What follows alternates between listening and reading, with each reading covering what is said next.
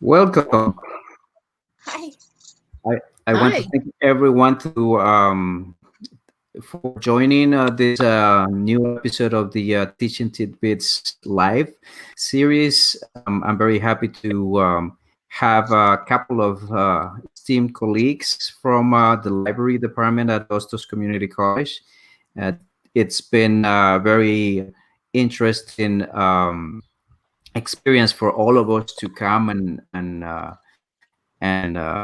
share our experiences on how we are dealing with all of this transition period at Hostos and in our lives. And then today we're going to be hearing from two colleagues who have been innovating, have been reinventing the way that we're able to provide support to our students, to our faculty.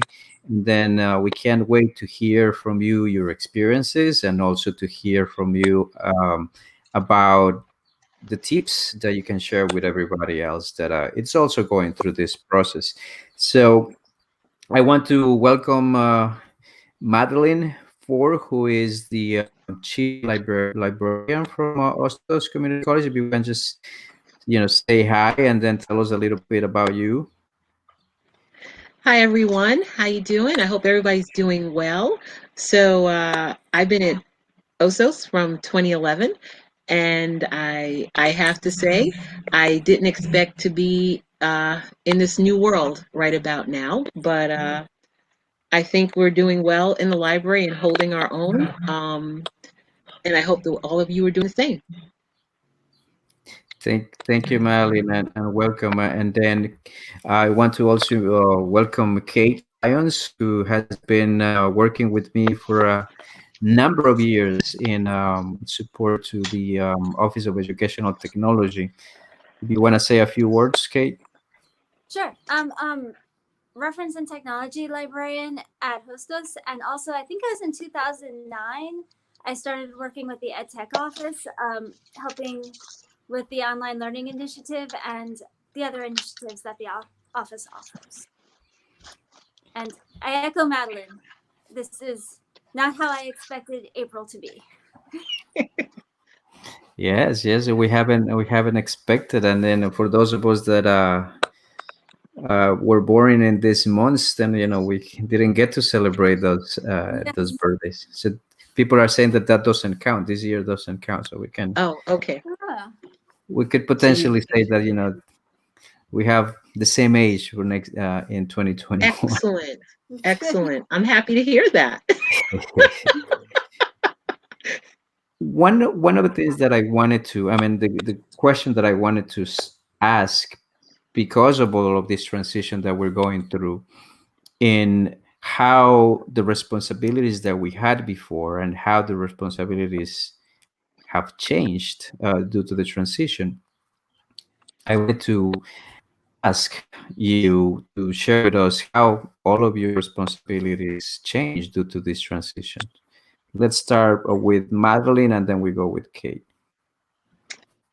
Um, so I think my responsibilities increased by like 500%. I would say that uh, you don't work a traditional schedule anymore. Like we work 9 to 5 or 10 to 6 or things like that. It seems like you're always on call all the time.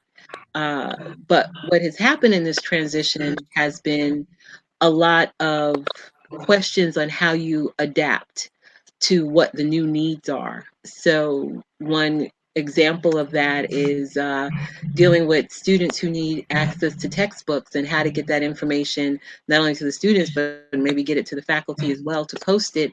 And what does this look like? And so, you have to take into mind things like copyright and fair use, but how does it look in sort of this new way of seeing things and make some changes and adaptations. I would also say it was rethinking a lot of what we physically do in the library that we had to do in a virtual world, and make those quick transitions. We were very fortunate because a lot of the faculty, at least, they and our support staff had computers with internet access at home, so we could put things together for them and they could still work at home. A challenging population were a lot of our college assistants who may not have that kind of access, and then also trying to figure out what kind of work that they do at home when a lot of the work they do is physically in the library. So that was a big one for us in that transition.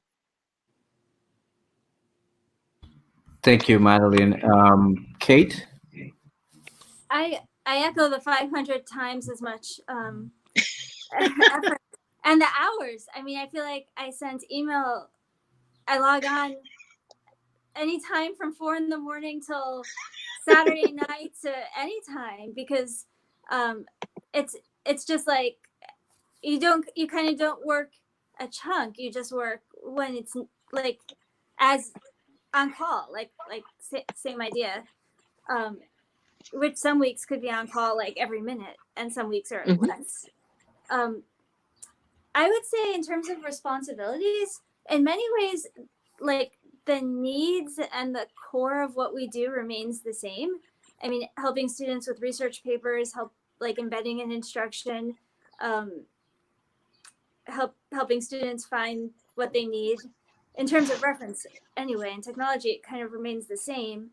But the task of switching and training everyone to do virtual reference instead, and then to transition all the administrative work, like the timesheets that we used to sign on paper, evaluations, everything, doing that virtually, kind of the transition took a lot of effort.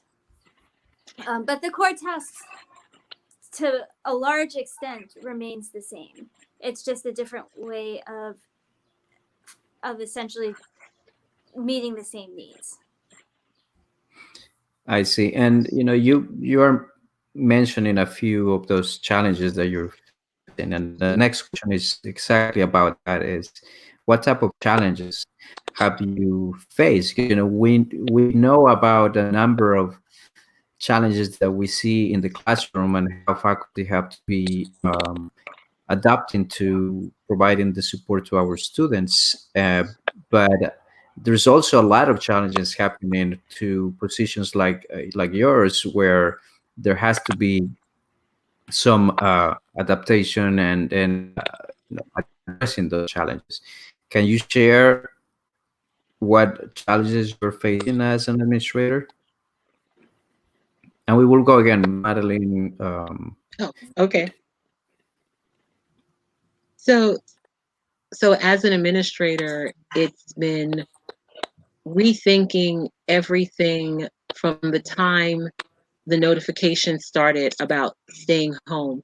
And if I talk about the side of, and how we serve students and the support of students.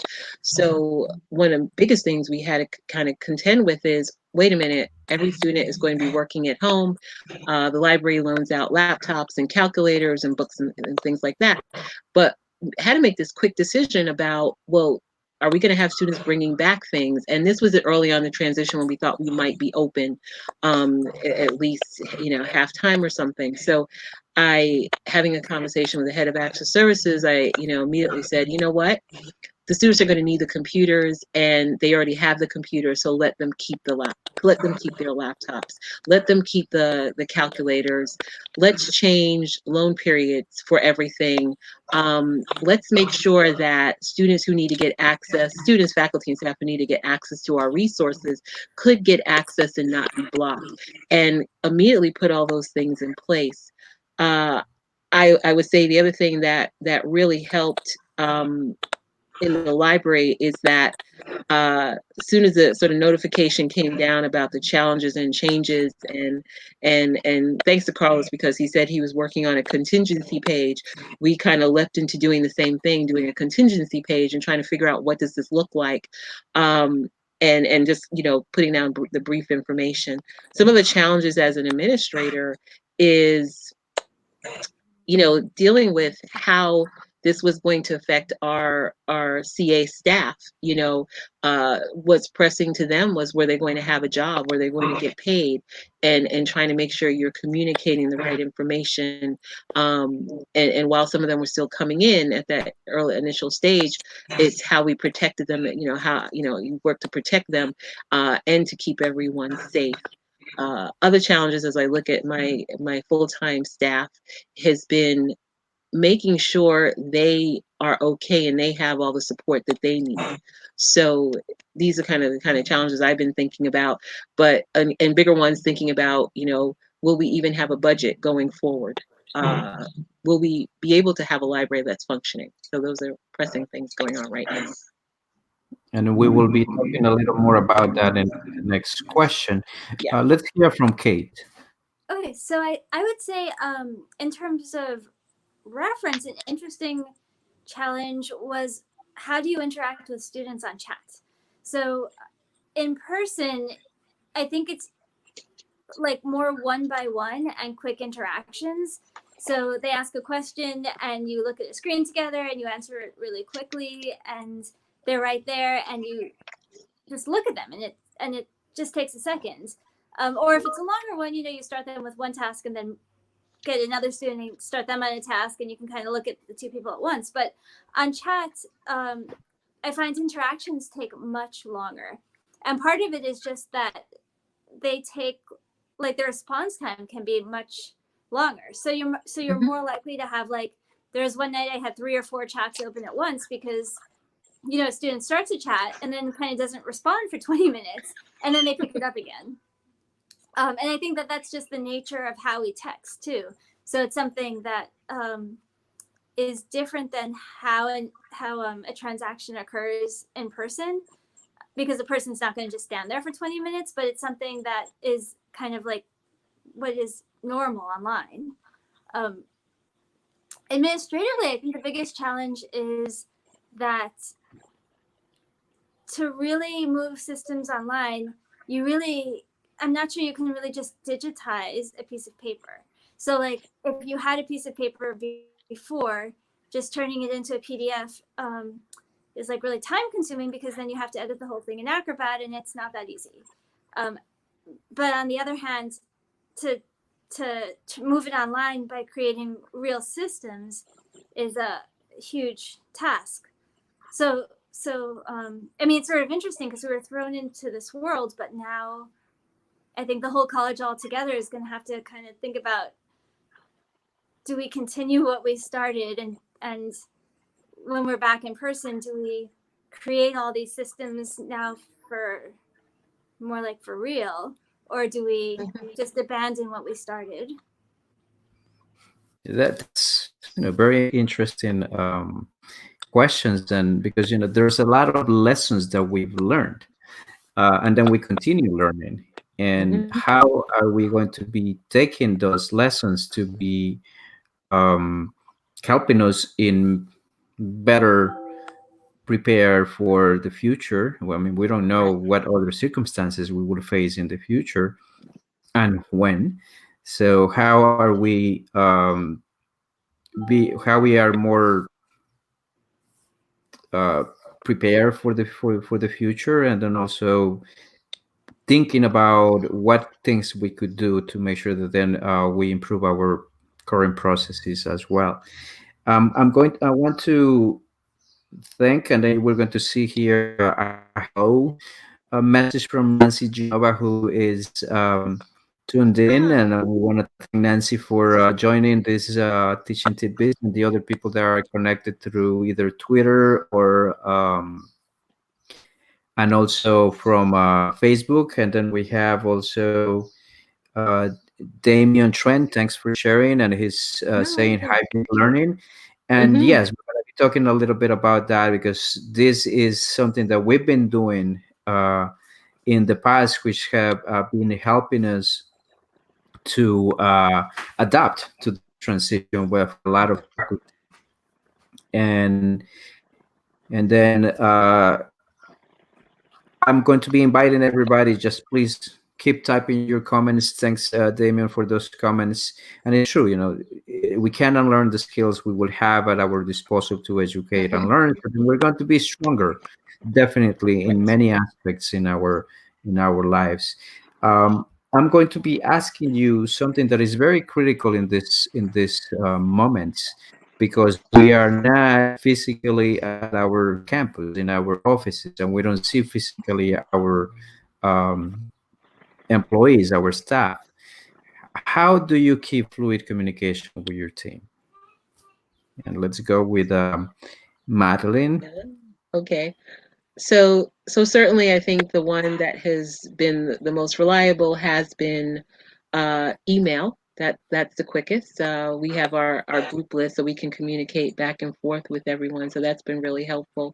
Um, but using all of these new things, and certainly more for me, I've done Zoom before, but using Zoom, the WebEx, and the now this particular one, the Hostos teams, all of those, and their pluses and minuses to all of it. Blackboard Collaborate. So using that in order to keep in contact with people. But what has really, I think, really worked for me is personalizing things a little bit more. I think as you know the people in your department, you've come to understand what some of their needs are, and some people need a different personal connection. So I'll take time to and spend time at least calling a lot of the librarians. I make a point to call librarians and just do a quick check-in with everyone to see how they're doing, if there's anything that I can do to help, or just share things that I'm doing. Uh, and text messages, I think that's the other one too. So sort of employing all of these pieces just to connect. And sometimes it's just talking to people, not necessarily about work stuff, but just like, how are you feeling? And I think that's really important to sort of move things along. But certainly emails, I would have to say it. I haven't sent a lot of emails out because there's emails that are being sent out from the university and from the college, and if I don't feel it's worth repeating over and over again, I don't do that. I'm also in a position where there's not a lot of new information, and I'm sure a lot of the questions that are coming up I don't have answers for, as our administrators don't have answers for either. So I've been trying to be mindful of just how many emails I'm sending out as well. Thank you. Let's hear from Kate. So I think in my case, text messaging has been a big part of it. I know we have like so many other systems at our disposal, and they are wonderful. But good old fashioned just texts have been incredibly helpful. I mean, we have group texts for cases where there's more than one person on a team, or working on a project, and I have individual chats going. I mean, it works fantastic. The one thing I would say is like where we were talking about how, like, you're kind of on call throughout the day. I think that choice of using text exacerbates that, because Mhm. you know those pop up at any time, and when I'm doing something else, and I'll be kind of texting my friends and having a social moment, and then like work will interrupt, and then I'll do work for 40 minutes, and I guess I don't know that I mind it though. I don't think I don't know that it's a bad thing. It's like it's just kind of interwoven all throughout my days, both. And it's kind of interesting that we are sharing about different approaches, right? While something has worked for better for Madeline in terms of email, but then having that communication with people, and then for Kate, chat, that tells a lot in how each of us are different, and how we should be able to kind of know about those type of methods that people have to communication, and then being able to use those. Luckily, at our institution, we're able to have a number of platforms and technologies that could help us connect. And then I've seen people using, whatever makes sense for them, and if it works for them, that's what's important. The Mhm. goal is to make sure that they keep their communication. That's very, very key. Let me see. We have a couple of comments from our audience, and we have Nancy sharing with us that what I'm finding is that my non-traditional students who prefer not to use technology have been able to keep up. I do have a Mhm. non-traditional student who's a veteran and he's struggling. I was hoping the veterans group at the school could provide some support, and then we are going Mm. to be sharing this. Is important because those offices Yes. are working. Thank you, Rochelle Shaw, for connecting. Great tips to personalize the communication among the team members. And then we also have Saint. Thank you for joining us also. And thanks for loving Hostos. If that makes us Thank you. also proud. We need that type of feedback as well. This is great. Let's go to a very important question that I want to ask you, and it's, we've had a conversation about the work communication challenges that you have been facing, but then it comes to the personal aspect, the human aspect, because Mhm. we have more than the work life. We have our own challenges at home, and then how we are addressing all of these challenges at home.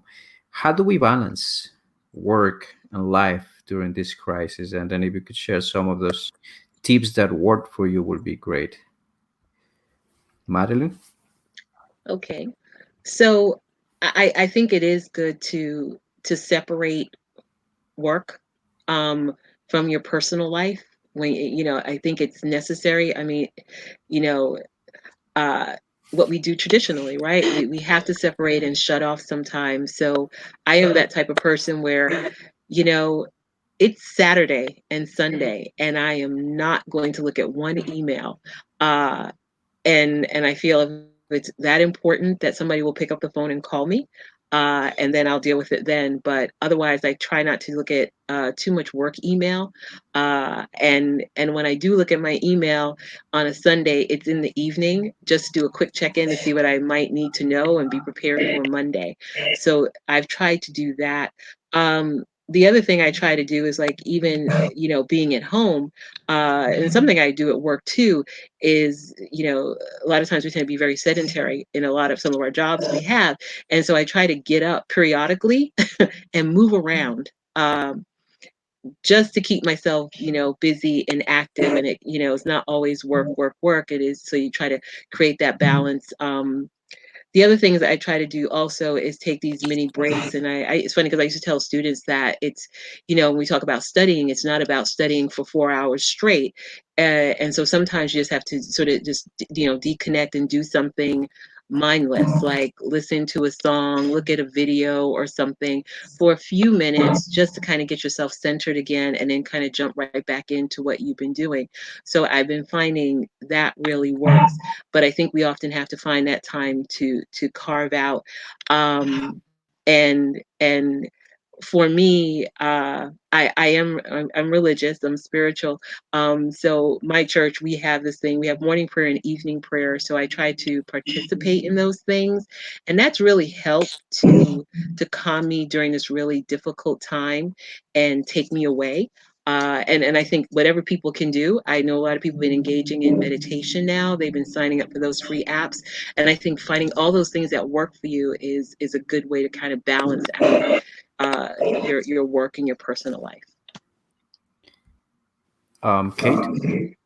So I have 1 hour, about an hour and a half a day that I go for a run in the mornings from like at like 6:30 or so in the morning, and that is like my time.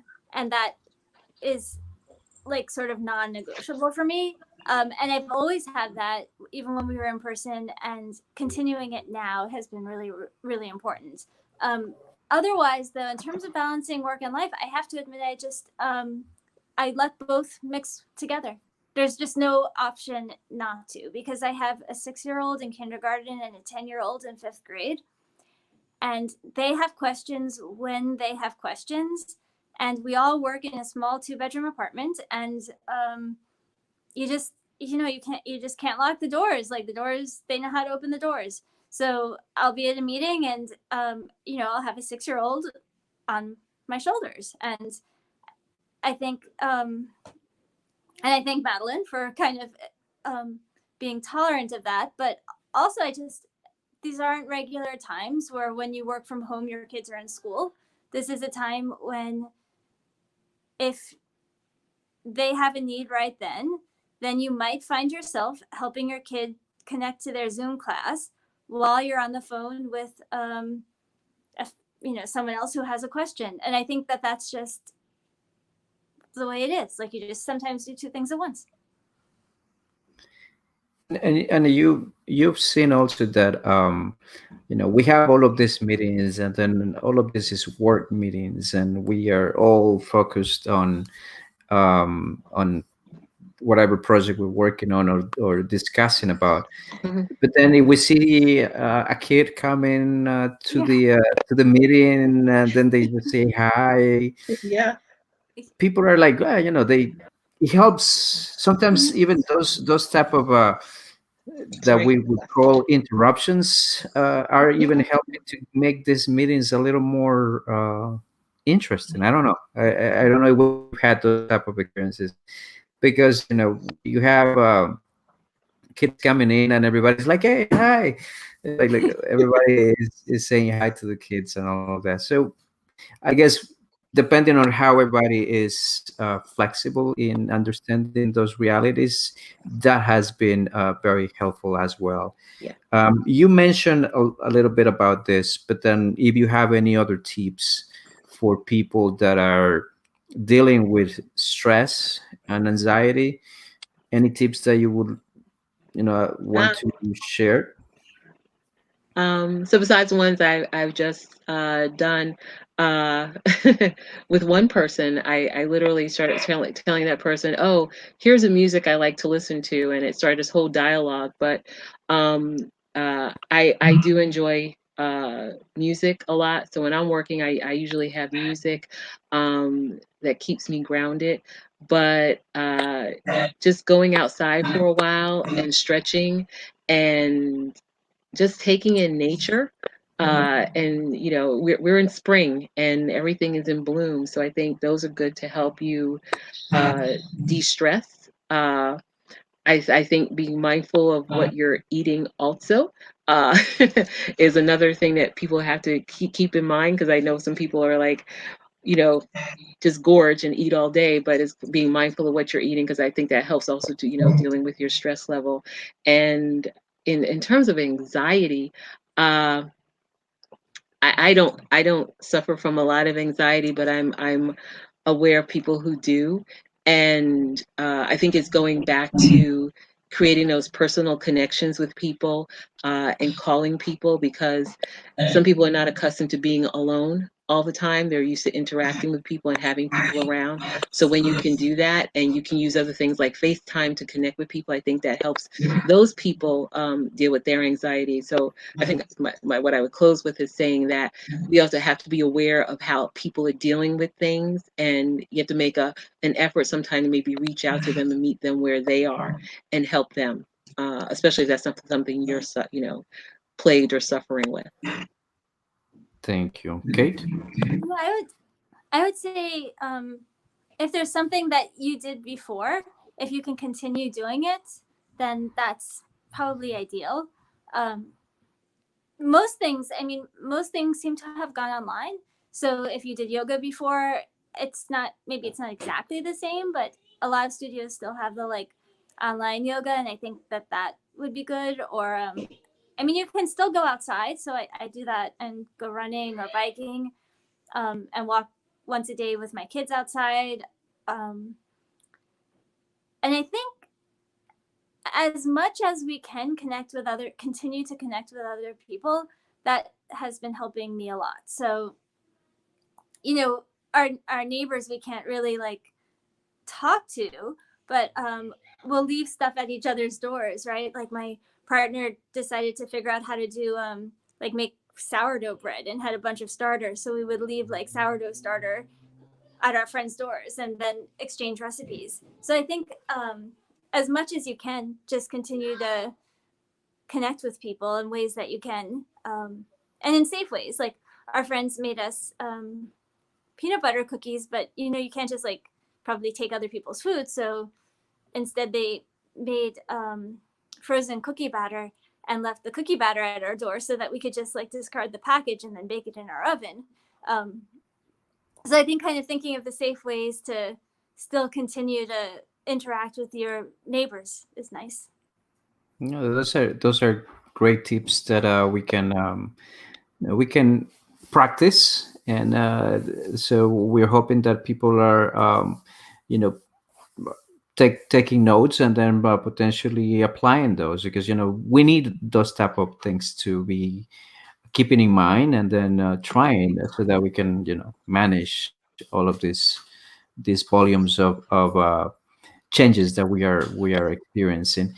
Any final advice that you would like to give to the college community on how to face this transition, Madeline? Um, I would say don't be so critical of yourself in the sense of, if your online class is not going as perfectly as you want, the connection is not working, and don't be so critical, because we keep on hearing this on the news. We are all in this together, and you're not the only one going through it. There are other people going through it, and also to remember there is a support system out there, and maybe some unlikely people you haven't tapped into yet. So it might just be a quick email, and that person say, well, why don't we talk? And they'll send you a phone number. So just keep in mind, there are a lot of people out there who want to help and want to be there to support you. But that's what I would say. Thank you, Kate. I would say that as we're all going through this together, we've learned a lot of lessons as we're training and learning and trying new systems. And I think I can't imagine in the fall or going forward giving some of them up. So like now that we offer virtual chat, I don't know how we'll manage it, but I can't imagine not offering that service anymore. So I think, and now that we're starting to see how we can do some timesheets and some systems online, I think I can't imagine going back. So I think my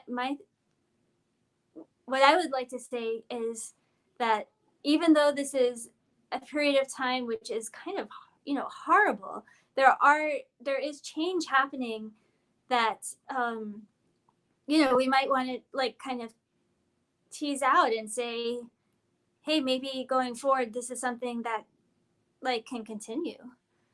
So some things, I mean, not all of it. Thank you for those words. And I think one, as you mentioned, we hope that the good things that we're seeing that are working now, and then the students are responding very well to this. Students and everybody. Then how do we continue this type of approaches? We see those things working. We'll have to find a way of how we can making it part of the new normal. And I want to share one comment from Nancy, and she agrees with all of the recommendations: meditation, running, and enjoying the nature. And also, it is true about the challenging connection with other people online, phone, making sure that then the reduction of feeling Hmm. isolation is important. It's true. We could feel isolated when we are confined in our houses and apartments. So how do we make sure that then we keep these connections. The fact that we're having the opportunity to have a conversation this moment, three of us, and sharing with all the other people that are connected. This is also one way that we could, we could benefit from to reduce the isolation. So with this, I want to really thank Madeline and Kate for joining me to this episode of Teaching Tidbits. It's been great feedback. People enjoy the feedback, and then I encourage people to continue commenting on this video. We will be pending and answering any questions, and I'm sure Kate and Madeline will be doing as well. And inviting you, we're going to be doing this series for the next week and the following week at the same time, 4 p.m. through the Hostos Facebook page. We will be having a number of guests from Hostos and also from outside of Hostos that will be sharing their experiences as well. And until then, be safe, stay home, and continue doing what you're doing to make sure that then we help our students succeed. Thank you, Kate. Thank you, Madeline. Thanks. Thank you, Carlos. Thanks. Everyone take care. Okay, bye. Thank you. Bye. Okay.